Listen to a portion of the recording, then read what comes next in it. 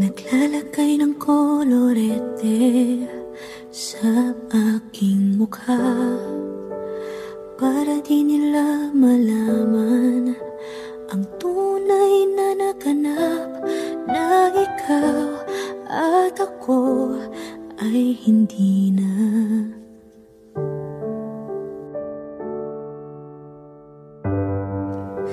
Iniensayo pang mga ngiti para di halata.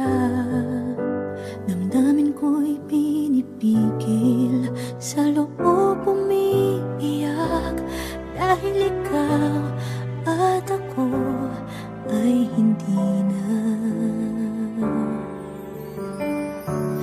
At ang hirap, magpapanggap pa ba ako na ako ay masaya, kahit ang totoo ay talagang wala ka na.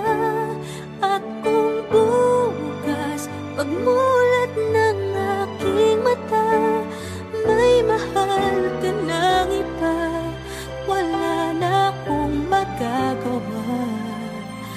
Muling pa.